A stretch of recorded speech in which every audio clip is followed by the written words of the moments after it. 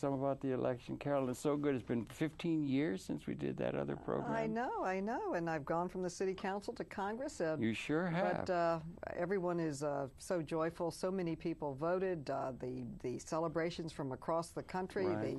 I was with the New York delegation and the state committee down at the Sheraton on election night, and everyone was just overwhelmed with joy. I kind of thought you were probably pleased with the outcome. I think all Democrats are. Yes, I know. I think it's a lot. Time for a change. And I would think time for a new that, direction. Yes, indeed. And I think a lot of people all around the world were pleased, if I'm not mistaken. That's true. You can see people celebrating around the world. And one of my big objections to President Bush was he wanted to work alone, like the lone cowboy. I think we're much stronger when we work in a multinational, collaborative, cooperative way. And I think that Senator Obama, President-elect Obama, sounds so great, will certainly do that. All right, yeah, and it's very encouraging. He ran such a disciplined campaign, and he seems to be, as Mr. Powell said, a transformative figure. It seems that way to me. But let me introduce you. Absolutely. I haven't introduced you yet. And welcome to the program. And of course, it's Carolyn Maloney, congressperson now. When first we did a program, she was on the city council some years ago. And she's become, in representing Manhattan and good parts of Queens in the Congress, and has become a very prominent member of that Congress and needs no introduction, I would think. It's the 14th district you represent. Yes. So welcome, Carolyn, officially to this. And we were talking about the election that we're just 2 days out from, and how encouraging it was. A major, major transformation. We still don't know how things are going to be in the Senate, do we yet? There's four contested seats still? There are 4 contested seats, but we have 59, just one shy of Wait a minute, we have 59 now? I believe so, with the ones that we picked up. Okay, I'm not sure on that. It seems to me we got 4 to go that we might get to the 60. Well, you got to deal with Mr. Well, okay. Anyway, it would be nice to have veto-proof. It would be nice. One more, and we'll have veto-proof. But in any event, it was huge gains in the House, huge gains in the Senate, and most importantly, a new Democratic president with a new direction, one that will get us out of Iraq, one that will focus on our economy and creating jobs here at home, not giving subsidies to businesses that go overseas, but subsidies to businesses that create jobs here in America. And I think we certainly need to put restore our confidence in the American markets. We seem to be stabilizing them, but the economy, when we go back for the lame duck session, we'll be looking at a stimulus package. A lot of it will depend on what the Senate and President Bush will sign. Is there large support for another stimulus package? Most economists think we'll have deflation if we don't have a stimulus. And now we seem to have stabilized our markets. We are still working to get credit out to the people, but prices are falling, unemployment is going up, and a stimulus would put people back to work, put money back into the economy, and keep us going forward. We are talking about investing strongly in infrastructure and also into human capital with state legislatures and state governments. Many of them have huge shortfalls, so to keep them from having to lay people off. Also an infusion for Medicaid. Medicaid, of course, would end up putting more money into our hospitals, employing doctors and nurses and cleaners and receptionists and all the people that are involved in our healthcare industry. I never knew this, Harold. I always thought our #1 employer was the financial service industry, but it's not. The #1 employer in our state is healthcare services. So having an infusion into healthcare services would help with the employment numbers in New York State. Right, employment, and then that would be, and then in the midst of the campaign, we had this incredible. Did it come out of left field? You're in a very responsible position. You have information available to you and so forth. You work closely with Mr. Schumer, and. Did it come as a shock or out of left field, as they say in the vernacular, when Mr. Paulson made his report and that whole thing about the 3-page that he submitted to the Congress, wanted it enacted within a week, and so forth, and the crisis that came? Did that come as a surprise to you, that things were in such a pretty fix that they had to take these extraordinary measures? When Bear Stearns almost failed and was in a forced marriage, that was an indicator that the economy was not. When do we know that? That was maybe several months before the Paulson plea. Yeah. But it deteriorated very quickly, and most economists were surprised. I think Chairman Bernanke responded in many ways as quickly as he could by opening up the Fed window, by lowering the Fed funds rate, but there were just a limited amount of arrows in his arsenal, yes. and you really had to go to Congress for this unprecedented power and unprecedented support. Paulson originally asked for money to go into what we're calling toxic assets, these assets that people really do not know the value of them, the swaps, the derivatives, many of them were off the exchanges, and to buy up this toxic material. And it seemed like you were rewarding the managements that made the bad decisions. It seemed that way to a lot of the populace. And so many of us were pushing that we get preferred stock so that the taxpayers would have an interest in the firms. Right. So when there was an upswing, they could be paid back, and that was very important. So pushing for the preferred stock was an important movement, especially if the problem is maintaining our financial system and having our financial system work. Yes, it's kind of an important issue, isn't it? Yes, it has to work, and something had to be done.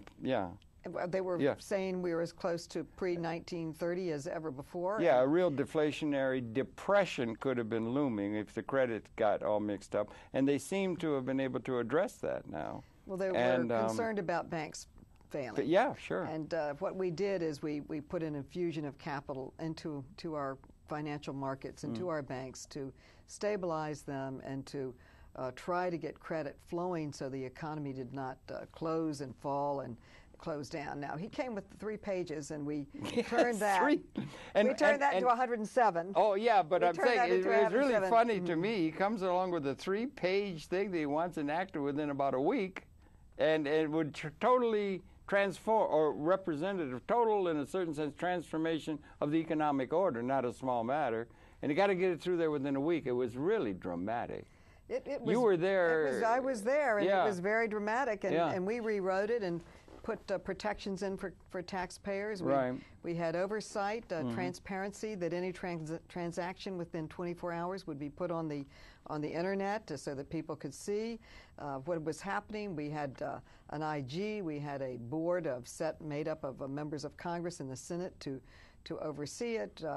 We had many measures to protect taxpayers' money and put accountability in there. And the first time we brought it to a vote, it failed. Yeah, and I know. I remember. The market stumbled even more. Failed in the House, didn't it? Didn't it pass in the Senate? Is that the way it went? No, it didn't. It failed. Period. And then we came back and passed it, and passed in the Senate. The president signed it quickly. Yeah, it got through in a very short order because somebody said you don't want to ever watch people making sausage or legislation, but it got done, and it's an amazing transformative moment in terms of the economy. You talk about swaps and derivatives and so forth. A lot of people don't understand that, even people within with some financial knowledge and so forth. But that's we did a program that aired the day before you and I are taping today with the executive director then of the International Swaps and Derivatives Association. And the derivatives are a way of dealing with risk within a banking contract or something to do with currency fluctuations. You can get some assurance against risk within the economic order, and the swaps are. And you're familiar with that, and they got a bad name in the minds of many people who were feeling great pressure because there was this tremendous failure, seemingly, of the economic system. Where do they? And they're not regulated. They're not on the exchanges. Okay. One of the problems is people do not know what they're worth. And the hedge funds, sometimes they were leveraged as high as 1 to 66. And the investment banks were leveraged roughly 33 to 1, and the regular commercial banks were 1 to 12. So we certainly have to look at the risk assessment and the leverage. We certainly have to have transparency and bring these products onto the exchange so people know what they are. As Warren Buffett says, I don't buy anything I don't understand what it is. Right. So why people were buying these complicated, risky products that many people did not even understand. Right. And if you look at AIG, which was a fine insurance company, absolutely, it was AIG that was brought down by the risky division that they put into AIG. A lot of those were in mortgages, I think, subprime mortgage-backed securities. They bundled them together, and they didn't know what it was, and it got out of hand in a way. But the derivatives, I had a lot of banker friends and everything. If you didn't have a derivatives clause in an internationally traded deal that you set up or something, you might be sued for malpractice, because it was a measure of giving some sort of like an insurance or some sort of a dealing with risk. And the banking and the credit industry and everything has to deal with the various levels of risk, all the way from T-bills or government securities, which are very secure, all the way up to venture. So there's various levels of risk in there. We don't apparently have a system that can deal with those in a way. We might begin with the Social Security thing, which is a very good part of our society. Rock solid in terms of that. Aren't we pleased, Harold, that the Republicans didn't succeed in privatizing it? Right. And so that was one good thing the Democrats were able to do before this election, was to keep the administration from privatizing Social Security. And can you imagine, on top of the financial crisis that we have now, if you had privatized Social Security, and many people would obviously have lost everything, the system would have been ruined, like they have really put a great deal of pressure on the financial system. But I truly do want to talk to you about my book. It's called Rumors of Progress, of Our Progress Are Greatly Exaggerated. Why don't you let me hold it, honey? Why, Marlon. Why women's lives are not getting any easier. And I wrote this during the Bush administration days, while they were literally rolling back many of the progress that we've made for women, children, and families with the passage of Title VII and Title IX, just to mention Title IX, which is equality of treatment in the workforce and equality of treatment in education and in sports. The administration tried to roll back Title IX, or sports, first on the floor of Congress, and they failed. Then they went to the courts, and they failed. And then they did an executive order. And this executive order said that they could send out a questionnaire to women at the colleges and universities, and if they failed to fill out the questionnaire, then they could legitimately cut back sports. That's one of the examples of how they have rolled it backwards. Title IX is very important to me. I had two daughters that are very athletic, and my husband said to me, he said, how did they become so athletic? Because you weren't good at sports, and I wasn't good at sports. And my answer to him was, how do you know I wasn't good at sports? When I was in school, there were no women's sports. I went to public school, and there were just no sports for women. So Title IX opened these doors for women, and gave them not only the opportunity to participate in sports, but built self-confidence and helped them get into colleges and perform in school. And it's a very important part of our life. And to have it roll back with this executive order is very unfair. But they've done that in a number of areas. Certainly in health care. We've tried to expand health care. 48 million Americans do not have health care. It's sinful. The health care situation in this industrialized country, it is a scandal. It's a scandal. That the world's richest country has not passed health care. In fact, we passed a bill we called S-CHIP that would give aid to states to provide health care to children that are not covered. And it is mystifying to me that President Bush vetoed this bill twice. There was much that mystified me about that whole 8 years in a very weird sense. I think there were a lot of people who were very fundamentalist, market fundamentalists, Friedmanites, I don't know, neocon. I don't know, and they'd like to just bring back the good old days. And I heard some people saying, well, everything's been fouled up since 1920 when we gave the women the vote. Why don't we take the vote away from the women? We go back. There's some people who were saying, or you could go back and why don't we do, we used to have chattel slavery. Those were the good old days. But I don't think it was serving very well in a progressive way, or what the country needs. We need a really major change. I noted in the election returns and so forth, the exit polling data and everything, the overriding issue in this election as it happened a couple days ago was the economy. That's what people are focusing on more than Iraq or on any other issues. It's the economy. The GDP has fallen. Yeah. Consumer, over a third of the GDP is consumer participation. That has fallen. The GDP overall has fallen. Unemployment is up. It's over 6.1. We'll probably go up to 7%.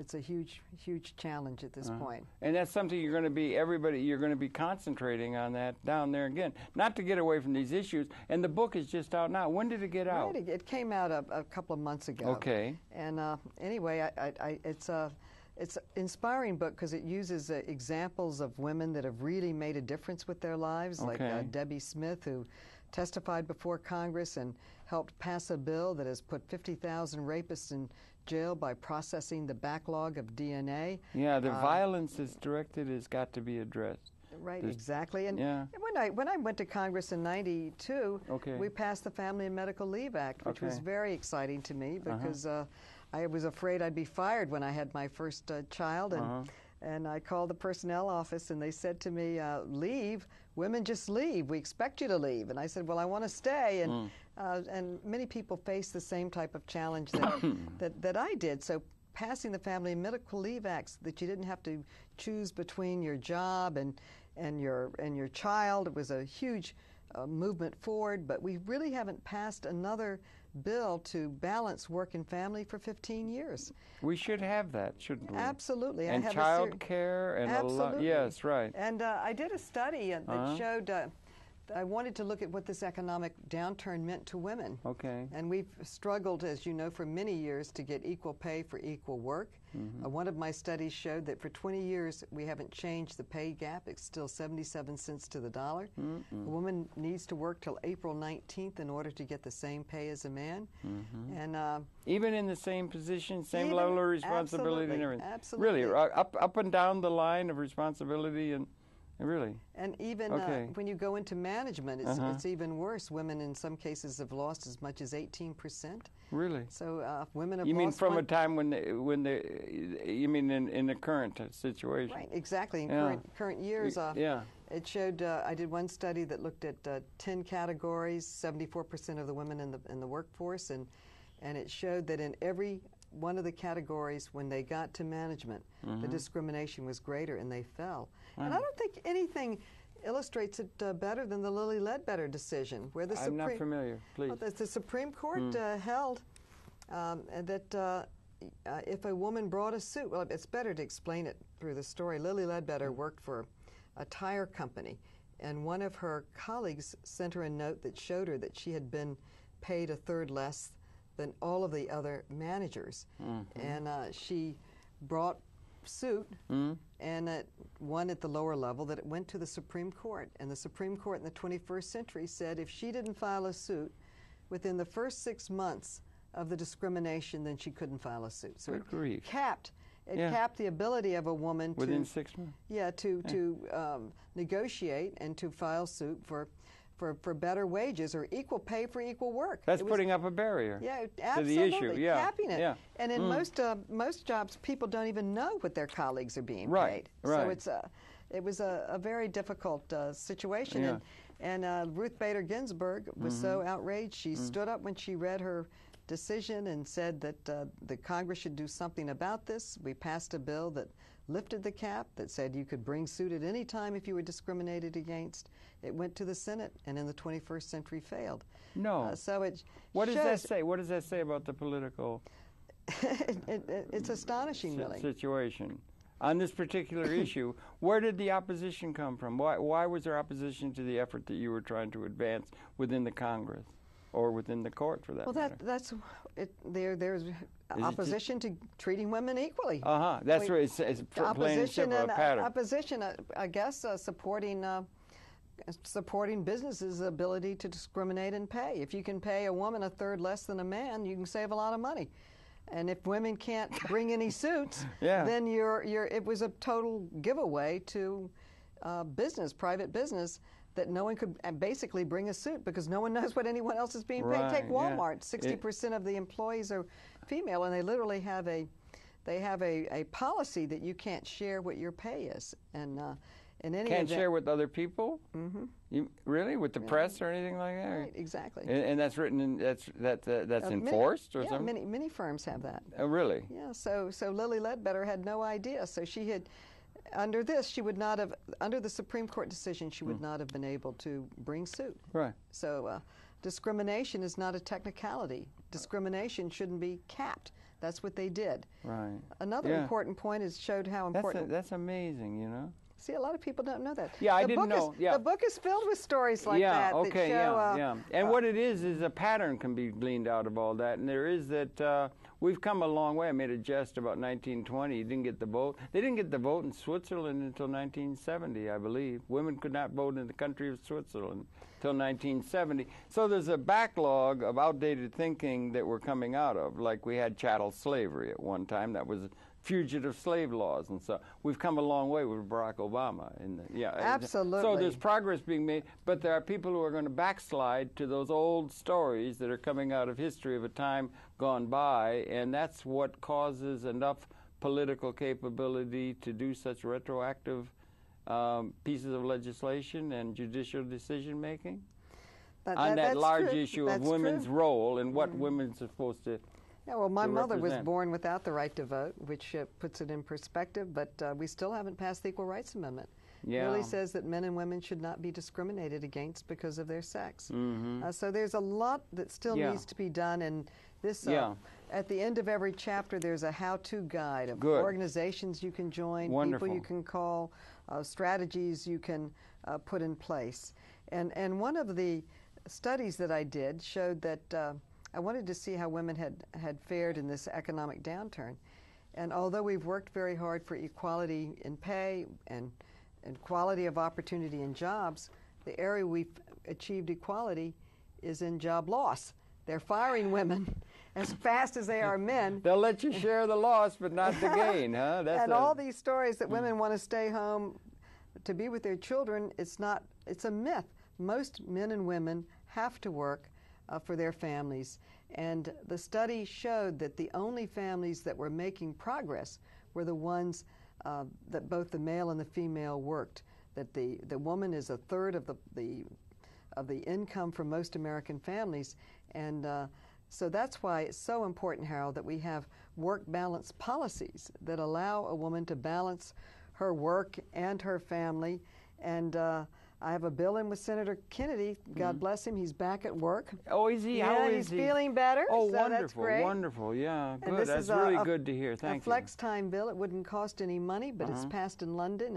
It merely says that an employee can go to their supervisor and talk about flex time and try to work it out and not be fired. There is no requirement that they must come forward with flex time, but if they say no, they have to give their reasons. I talk in the book about one of my constituents, Harold, who they don't talk about doing flex time for men. Well, both. But the emphasis is upon flex time for women. Well, I mean, there's this view because women tend to be seen as nurturing and all that sort of. These are part of the things coming out of history. But it covers men too. It covers men too. Yeah. Okay. The Family and Medical Leave Act covers men. Okay. So it covers both. And my paid leave bill that passed the House this year covered both men and women for the birth of a child. We rank 169th in the world. We're tied with Swaziland and Papua New Guinea in terms of support for the birth of a child, paid leave. We don't have it. Everybody else does. And I really want to see what Barack Obama is going to do about CEDAW. It's the Comprehensive Treaty on Empowerment of Women. 185 countries have ratified CEDAW. The United States is there with 7 other countries, which include the Sudan and Iran and a few others.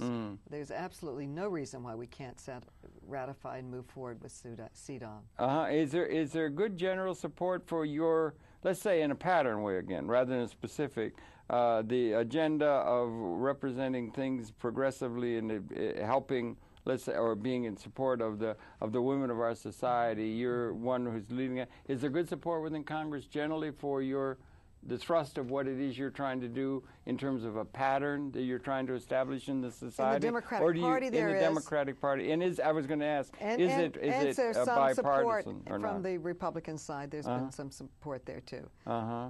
So you can see something, and the situation is going to be better now in terms of when the effects of the election set in. You're there, Johnny, on the spot, as it were. You could tell us, what does it mean that we've made this very large election decision here in the United States? It's very, very important. Okay. We've been working for years on health care, and we'll have a real opportunity to expand affordable and available health care. It's got to be addressed. It's got to be addressed, yeah. These work-family balance issues should be addressed too and reflect the 21st century. I have an important bill on sex trafficking. How many bills do you have in the hopper? I have more bills than any other member of Congress, so they say. I've got Is that more true? bills. That's true. Mrs. Hopper, huh? Okay. Yeah, and I passed a lot of them. I passed the Credit Card Bill of Rights in the House. We haven't passed it in the Senate that cracked down on the abusive policies.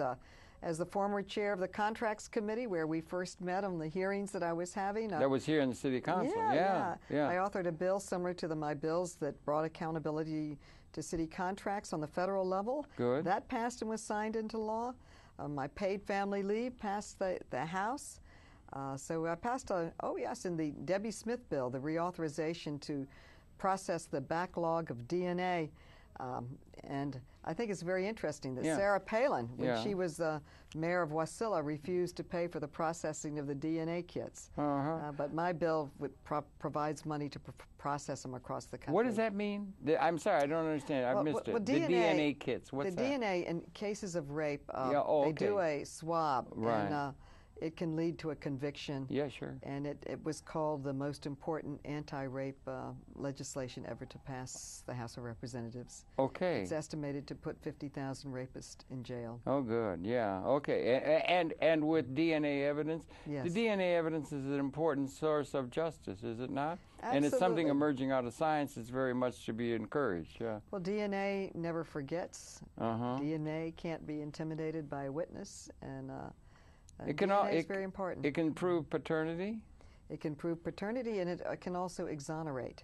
And there are many people on death row. Yeah. You do the DNA, and you find out in Illinois that they're not the criminals. Right, so right. And there's a fellow out in Illinois who did that, and there's a lot of reaction against that. In the Jewish line, they have a maternal. They figure it through your Jewish-born mother, through your mother, because you know for sure who your mother is. Absolutely. But increasingly, we're getting to where you can know who your mommy and your daddy both are through the DNA. Absolutely. Is that something to be used by women in order, for instances, where they can prove that or that issue, or that's something that's leveling the field in a way? That's very important. And being able to lead toward justice, right? Right.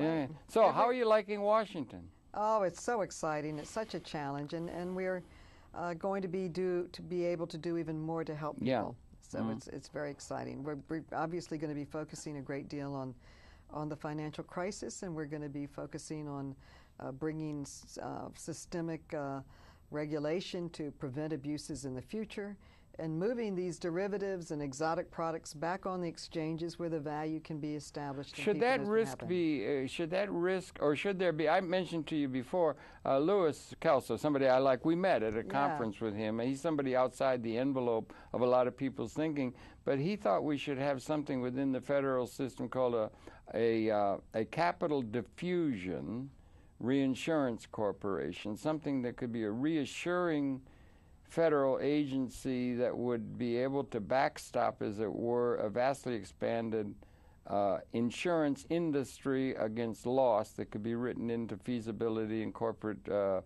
banking. So because it's all about dealing with risk in the economic order.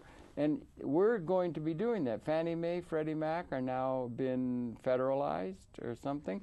So there's going to be a strong federal role. And we haven't had a system within the federal system that... I don't think we really want a federal role in many of these areas. Talk to it. Okay. We really don't want a federal role. Okay. We went in and backstopped or bought the preferred shares to keep them from crashing, so that our we had to do it. Yeah. that our economic system would not crash. We cannot have that happen. But when they become healthy, we would like them to return to the private sector. Yeah. And maybe these risky products should not be part of mainstream economic policy and the essentials of banking. For example, AIG's insurance division is solid.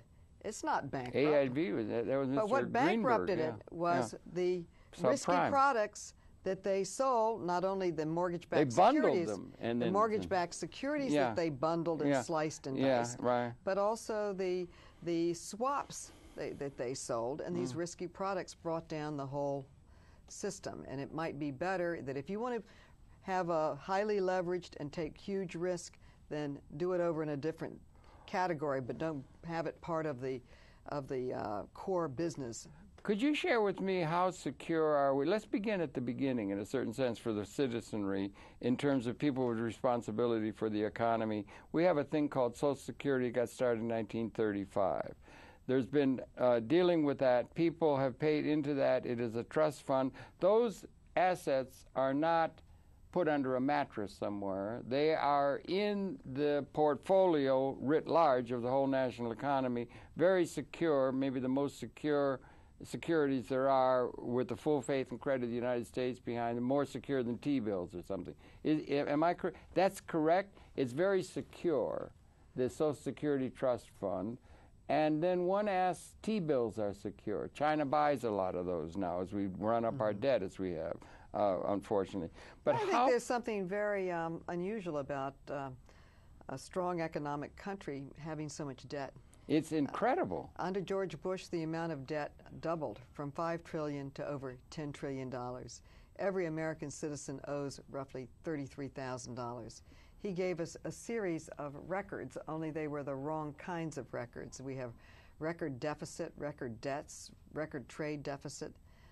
His tenure at the helm of the economy has been a complete disaster. Right. Couldn't agree with you more. And I tell you, one of the most fascinating hearings that I've ever been to was when former Fed Chair Greenspan and Mr. Cox and who was the former chair, the Secretary of the Treasury, and Mr. Snow, former head of Treasury, Cox, head of SEC. They all said they were sorry, that their models were wrong.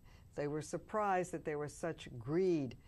They had been big deregulators. And Mr. Greenspan said he was surprised that they wouldn't act in their own self-interest. That's what he said, you know, in terms of testing. He was an Ayn Randist way back when and everything like that. But I mean, this is a thing. But you do have just inherently, some things are very secure. Infrastructure. Some things are secure. Then it goes all the way up the level of risk, and this is what the bankers have to deal with, or the industry. And it goes up right into venture, to where there's a very high gain, very high risk. Things fail. Most of them fail. So it's not all a big high venture thing. Social Security is very secure. How up the risk level of the economy can we go with a system that brings such security to that it can be then related to the mass citizenry who aren't involved in trading or aren't involved in a Wall Street crapshoot kind of attitude toward the economy, but are secure. It's good to know that the Social Security system is perhaps the most effective system ever put in place in terms of equity in the economy for people, and that we could build on that and make it even include more people and in more effort. And what do we need in order to get a system that would be able to include asset or relating the citizenry in a way that is secure by the very nature of the system, as Social Security is, up the level? Is that one of the things that's going to be wrestled with? Because that's what the banking industry has been, and the whole financial industry has been dealing with. It's the levels of risk in the economic order. What role does the United States government have to try to set up a systems in the view of in the interest of the people, the masses of the people at all layers? Well, they're talking about... And are we going to be dealing with that now that we've been hit upside the head with a 2x4 like a mule down in Arkansas we are over this. definitely Things are up for grabs in a certain sense, or for new thinking. Do you think? Absolutely. Okay. And we are having a series of hearings to assess what went wrong. Yeah. We will be having a series of hearings on what we need to do. We need a balanced oversight. We certainly need transparency. Many people do not even know what the risk is. They don't even know what the products are. Right. They were sold to them. Right. Yeah. And they were dealing with mystical things almost. They got to be way out of hand. They did. And I think we should get back to the core purpose of banking. And if someone wants to get into mystical things, then put it off on the side, but don't make it part of the core purpose of banking. Right. And so the government agency, you'll be involved. That will be in both the House and the Senate, and there's going to be a great deal of attention that probably is starting next week or something, even before the election. Before the inauguration, because that's the major issue that the American people are concerned with in terms of all the issues we are concerned with, apparently, in this election and beyond, is let's get the economy straight. Something has happened. We have to change things perhaps in a major way. And is that the sense that you see in Congress or the people you mingle with? I think that there's absolutely. a big pattern. They're looking for a big pattern addressing of the economic order? Well, absolutely. To have government come in with roughly $2 trillion to stabilize the markets shows that the structure and the system is broken. Right. There have been some banks that were well managed and they were not highly leveraged, and they should be applauded. But we are working in a crisis situation. They were mismanaged, and really, the credit rating agencies were rating everything as AAA when we find out that it was not. In many cases, no one wants to buy it. It's worthless. Right. So the whole system needs to be reviewed, and it has to become transparent, and it has to have sensible regulation that looks at systemic causes of imbalance and risk in our financial system. Do you think it's time for there to be a major look at it at a pattern level, or maybe even at an economic theoretical level? It seems to me a lot of the people who were behind Mr. Bush and that were very much enamored of what Naomi Klein, she's written a very interesting book, Mr. Friedman, and the Chicago School, and market fundamentalism. There's a lot of fundamentalism in the world in that. Then there are others. Are we going to try and learn something from Mr. Keynes, who used to inform us in terms? Are we off? Is it just a matter of some people, individual people, who were, doing illegal or ineptitude or something, or is it systemic? And if it is, are we going to have to get back to economic theory that informs the political process? Well, if you understand what I mean. It appears to be systemic. Okay. Yeah, that's what it seems to me. During the Bush administration, they deregulated. Absolutely. Items were on the exchange. Right. They took them off the exchange. Right. So no one knows what was going on. That was in the name of an economic theory of how things are to be done, growth to be achieved, and equity. As Mr. Greenspan thought the private market could best run the capital markets, but he found out, he said he was wrong, that he was shocked that they were not thinking about their shareholders and not thinking about the overall American economy. Right. He called it a once-in-a-100-year event in testimony, Mr. Greenspan. He called it an economic tsunami. Yeah, right. And it is. It has been. Absolutely. And it's going to be addressed, and one then wonders, there's going to be a great deal of discussion within intellectual circles or in academic circles. There'll be hearings in Congress to try to get the facts straight, as Joe Friday used to say on Dragnet. You get the do we have the facts right? Do we have the facts right? Or is there fact-finding yet to be done at a level of what went wrong or what caused it at a systemic level, rather than trying to find the bad guys or something along those lines? I think they're going to do both. Okay. They're going to try to find the bad guys, and they're going to find out what the systemic risk was, and they're going to try to take steps to correct it. Uh-huh. We have been out for a period of time for the election. Yes. But during that time, I've been in Washington practically every single day. Really? Uh-huh. With hearings on the economy. Really? Next week we have future hearings on the economy, so we're going to be working very, very hard. Everybody's going to be rolling up their shirts and having a very sharp pencil to attack this problem. Right, or a scalpel, as Mr. Obama said. So Obama said. So that's been on the daily agenda of the people in the Congress, or at least in your position. You're particularly. Is there a particular committee that is looking at that in any particular? What's the reality of how the congressional membership collectively is going to address this, and how are they going to try and get the best information, and what procedure is it? Is it a particular committee that has focus on that? The committee with jurisdiction is the Financial Institutions Committee, which is chaired by Chairman Frank. Okay. And it is drafting legislation, it is holding oversight hearings. It's working very hard on it. Yeah. Are you involved with that? I'm on that committee. You are. How many are there on the committee, if I may? Roughly 80 people. That's a pretty. It's a that's large where. committee. Yeah, that's right. And do you see some sort of change that we're likely to see? Let's say before the inauguration, that sort of thing. Are there any changes coming? I hear there's talk about from Mrs. Pelosi. About a stimulus package, again, might be voted through in order to get some demand into the economy at the individual level. Do you see that as something that's likely to come quickly? Yes, I do. I think that we will have a stimulus package, but we will have to get the support of the present president and the support of the Senate. Right before we broke, we passed a $60 billion stimulus package. Really? It had monies for infrastructure, for state governments, for Medicaid to help the hospital sector and to protect jobs and keep the economy moving. It also had unemployment extensions for many people that are out of work now. Mortgage.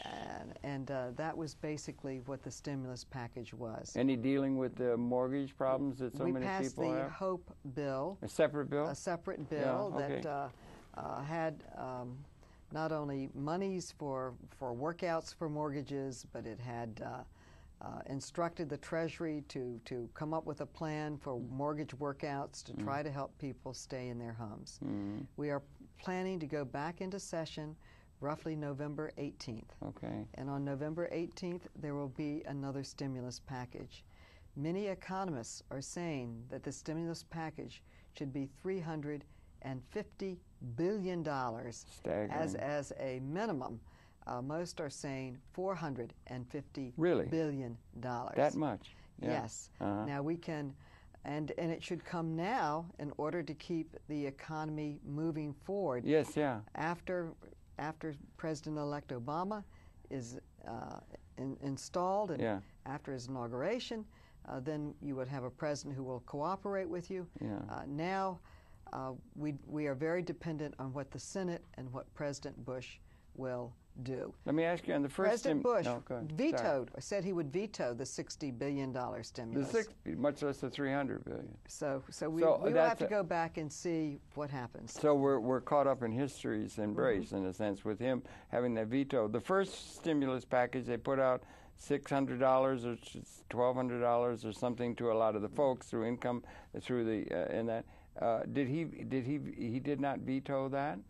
No, if he had, it would not have happened. No, I know. That's but what I'm saying. He didn't. Why did he not? Why would he veto the one that you're proposing now? Has the situation, the second one never got to his desk. It never got to his desk. It did not pass the Senate. Okay. But he sent out a veto threat, which said he would have vetoed it. That was for the one. Why did it didn't get through? Why? Who held it up in the Senate, do you think? Well, we don't have a 60-vote majority that enables us. Down party lines, though? Yes. Yeah. Yes. So we did pass an original stimulus that had rebate checks that went to individuals. That went to individuals, and they're thinking that it did not stimulate the economy that much because everybody's in debt so much. They used it to pay off their credit cards. They used it to pay their mortgages. They didn't buy food or go to the doctor or put that money directly right in there churning with the economy. And that went to individuals. They're not contemplating another one. The one that you said you passed in, or you put in the House, was an individual stimulus thing where there would be rebates to the citizens? No, it did not. It was not. It was infrastructure and those kind of things. And he's going to veto that. There's not going to be another stimulus package that goes to the individuals in order to get demand. No. That's not in the works. No. Okay, it's going to be just for the infrastructure. Okay. It's targeted to create jobs. Yeah. And help with the infrastructure for the 21st century. Right. To help state governments. Many governments are now coming to us with their problems. To help the health care system and to extend unemployment benefits to those who are most in need. Help me out a little bit in understanding the way Washington works in the current situation. The one that was passed, that it actually went into effect, the checks went out and so forth, Mr. Bush allowed to pass his veto power capability.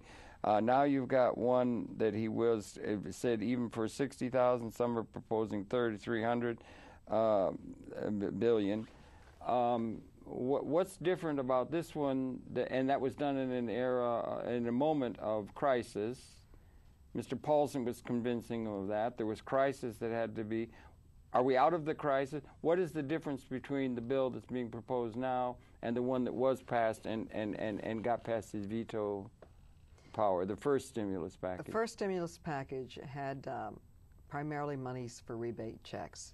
And Bernanke supported it, and that was the form that it was. It passed. Chairman Bernanke has testified in support of the second stimulus package. He has? Okay. Yes. About a week ago he testified, 2 weeks ago. Right, okay. And there's a threat, but not in the Senate. You don't get the ability to get past the Senate, much less to the President's desk. Is that correct? Have I got it correct? That's right. It did not pass the Senate. And, okay. What's the difference between the atmosphere within the overall governmental system between the first bill and the one that did not pass in the Senate and at the President's level? Do you think? It may have been near the, I don't know. You have to get President Bush. We had an election in the middle of it all, too. You could ask President Bush to speak for himself. Oh, okay. Well, I think that would be a little bit hard to do because I don't know if he understands it himself. How do you feel? Are you optimistic we're going to be able? You must be giving an awful lot of thought to it, as everyone is. There have been people who have looked back to 29 and so forth, said there's a real threat of a worldwide, and this is roiling the markets all over the world, a threat of a deflationary depression like we suffered in 29 has to be avoided. How are you? Are you optimistic that we're going to collectively, within the time immediately ahead, let's say, in the months ahead, much less after the separately after the inauguration, we're going to be able to deal with this problem that has hit the whole country and the world in a very real sense, between the eyes in a certain way of seeing things, that we're going to wrestle this problem, this economic problem, and come out of it okay? Or do you sometimes wax pessimistic that things may really go south? Well, I think we're going to get out of it. We're going to work hard. We're going to get out of it. And one thing that you raised is that we're part of a global market now. Absolutely. So there have been a number of international meetings so that economists and bankers are moving together. They lowered the same Fed rate. Okay. They have opened up the Fed window in many of the countries, and they're trying to work together in a coordinated way because our economies are so intertwined. Absolutely, they are. It's all globalized now, and you can see that we're not going to fall down some crevasse or something. We can't afford to. It would hurt too many people. So we're working very, very hard to keep our economy moving forward. That's why we have come forward with this plan, the economic rescue plan.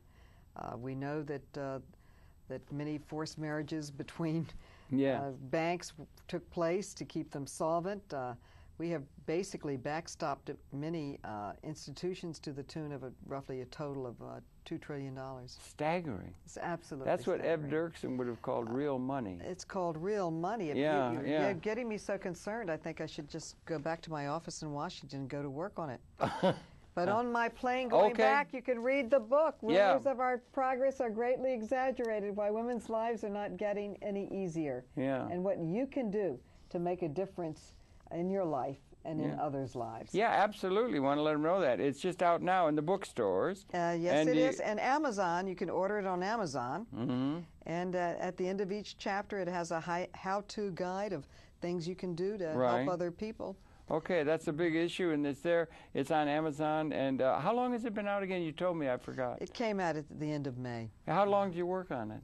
I worked on it for 3 years. 3 years, a long time. Yeah, it was when Mr. Bush was in power and working very hard to roll things backwards. Yeah. You know, I tell you, I talk about one of my constituents. He went to a strip joint in my district and deducted $600,000 from his taxes as a business expense. Who did this? One of my constituents. Oh, yeah. Oh, yeah. It was in the paper.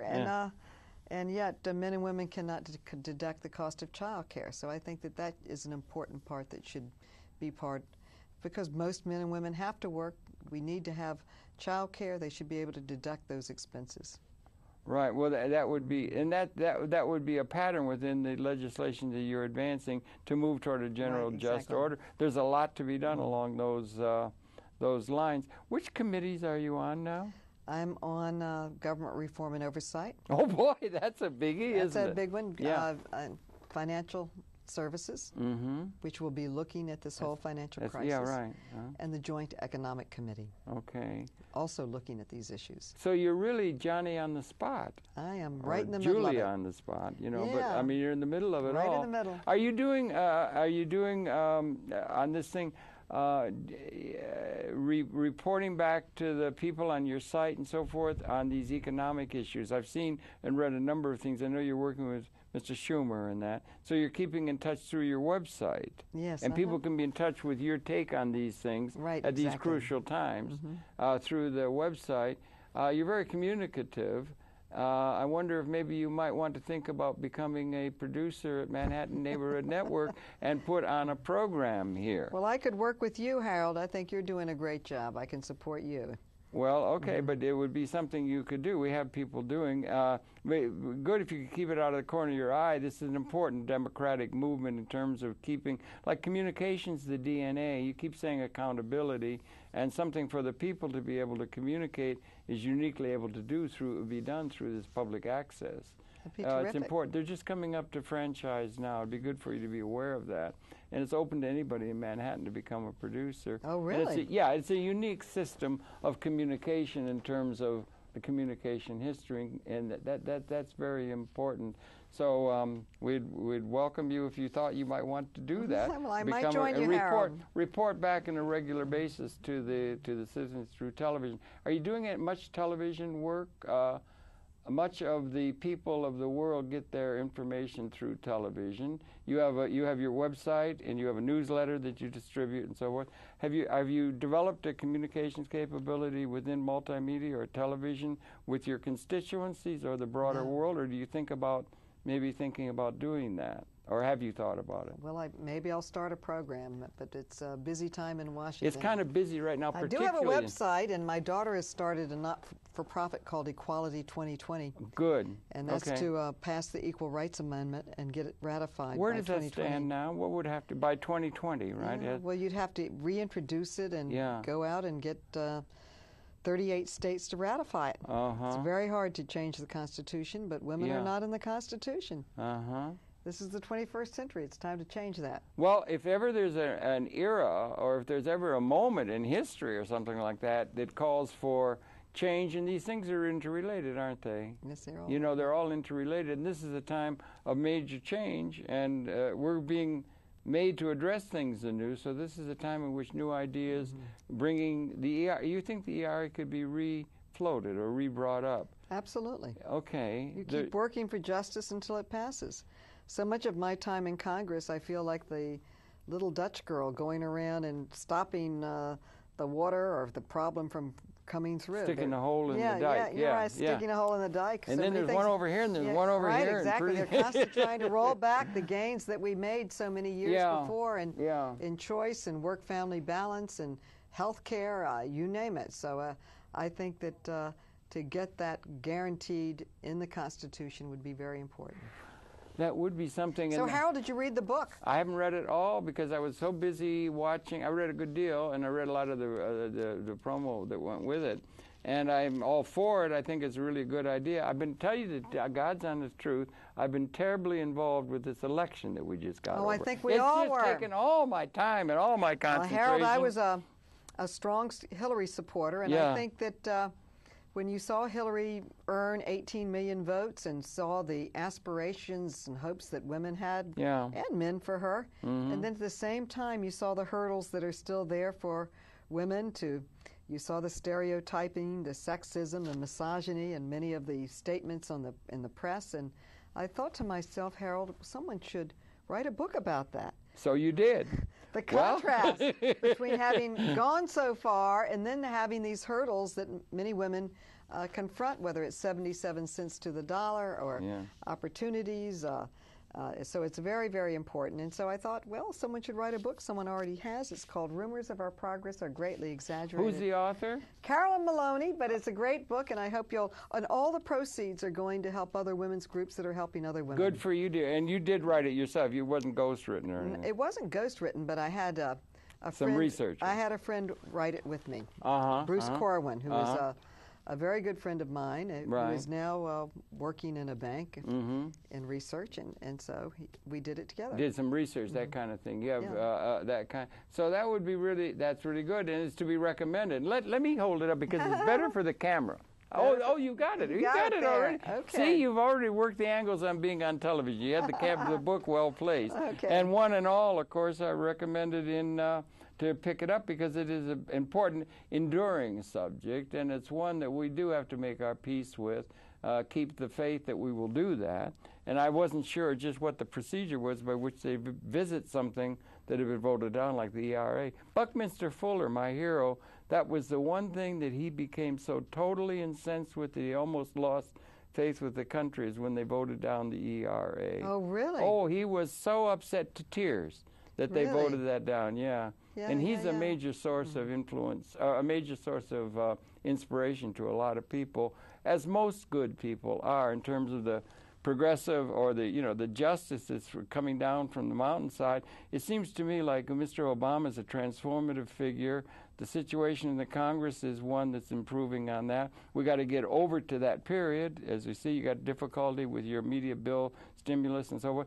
But it's hope that we're going to be able to get things moving in a really liberating way. It seems that way to me. I presume it does to you. You must be very encouraged by the I am thrilled. I worked hard for Hillary, and then the New York delegation was one of the first to, in a uniformed way, support Senator Obama, and I've been all over the country campaigning for him. Yeah. And I've been down to Florida and Michigan, North Carolina, Virginia, and it was so thrilling to have such a mandate.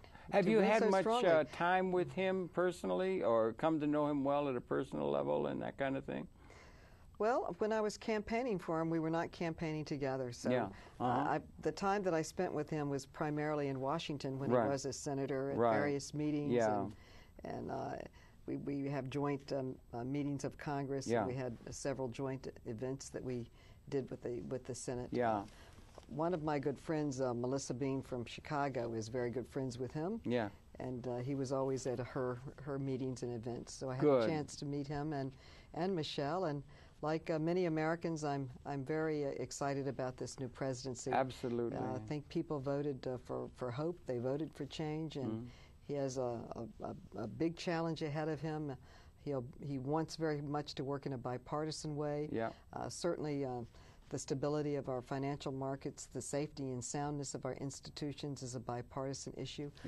Advancing women's rights is a perennial.